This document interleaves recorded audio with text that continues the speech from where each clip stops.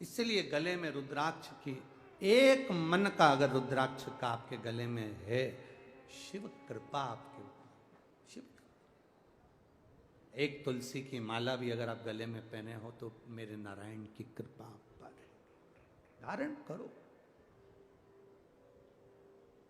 और मुख में हो राम नाम, राम सेवा हाथ में, तू अकेला नाही प्यारे राम तेरे साथ में। जिंदगी की बागडोर हाथ दीना नाथ के, वो महलों में रखे चाहे झोपड़ी का वास दे। ये हमारे ऊपर निर्भर करता है, हम कितना भजन करें, हम कितना स्मरण करें, हम कितनी भक्ति को धारण करें। शिव महापुराण की कथा कहती है, भगवान देवाधिदेव महादेव ने मां पार्वती को काशी की भूमि पर, अभी जहां जिस काशी की भूमि पर जीव मुक्त हो जाता है, ऐसी अभिमुक्त भूमि पर भगवान शंकर ने मां पार्वती को भ्रमण कराया काशी की रज को।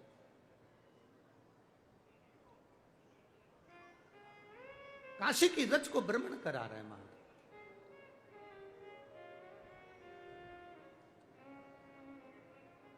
और काशी की रज पर जब भ्रमण कराया, काशी की रज पर जब घूम रहे हैं, मां पार्वती जी के मन में दो संशय भारी हैं। माता पार्वती जी के मन में दो संशय, काशी घूमते घूमते दो संशय। पहला संशय है माता पार्वती जी का, बाबा भोलेनाथ जी से कहा, मान लो कोई जीव काशी नहीं आया,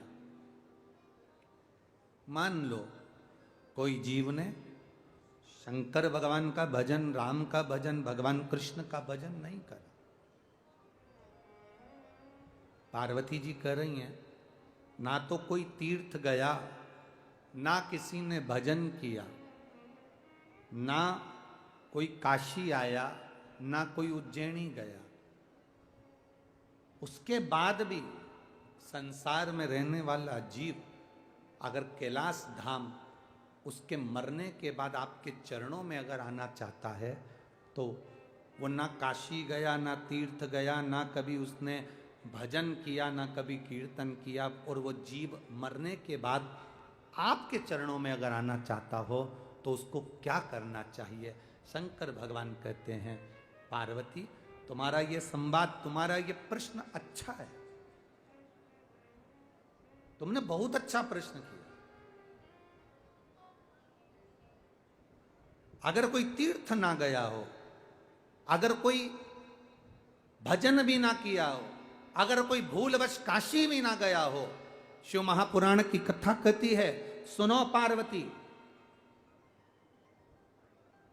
जहां वो निवास करता है, जहां वो रहता है, उस भूमि पर जहां वो रह रहा है, उसके नगर में, उसके क्षेत्र में, उसकी कॉलोनी में, उसके मोहल्ले में, उसके खेड़े में कहीं शिवालय हो, और उस शिवालय के सामने से भी अगर वो निकल गया और भूल से भी शंकर मंदिर के शिखर का दर्शन कर लिया, तो भी वो कैलाश पहुंच ही जाता है। मात्र शिखर दर्शनम सर्व पाप नाशनम। तो पार्वती जी ने पूछा, आखिर शिखर में ऐसा क्या होता है? शिखर में ऐसा क्या है?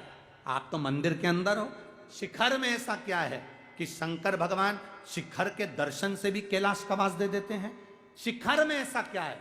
तो भगवान शंकर ने कहा, पार्वती दुनिया के लोग नहीं जान सकते, ये संपूर्ण ब्रह्मांड जब जल में डूब जाता है, सारा संसार जब समाप्त हो जाता है, केवल एक पानी का बुलबुला, और उस बुलबुले पर केवल एक बिंदु रह जाता है, वो बिंदु ही शिव कहलाता है, और उस बिंदु से ही फिर वापिस सृष्टि का निराकरण होता है।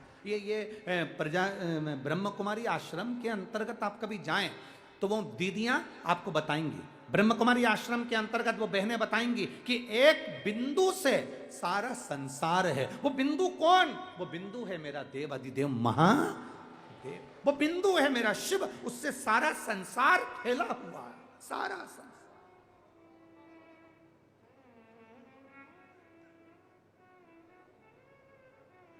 जिस मंदिर पर शिखर नहीं होता।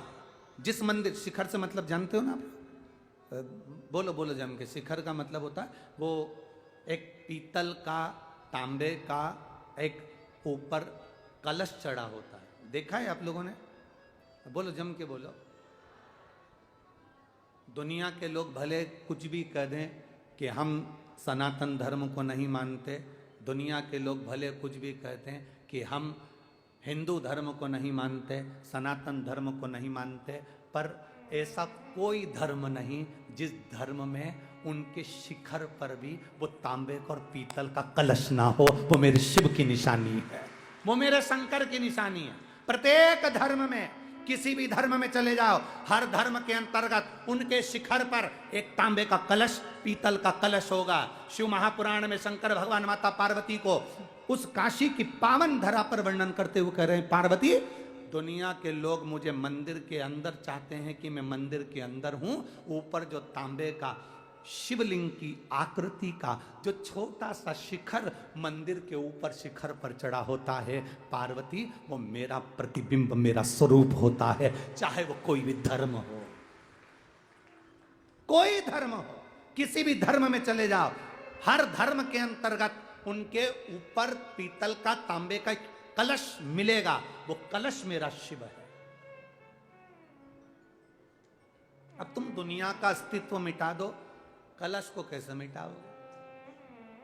हम नहीं मानते सनातन धर्म को, हम नहीं मानते हिंदू धर्म को, हम नहीं मानते इसको। मत मानो, काका जी तो ऊपर चढ़े हैं, तुम्हारे मानने और ना मानने से क्या बैठा वजूद है, वो विराजमान है, वो है तो ही तो हम आनंद कर रहे हैं।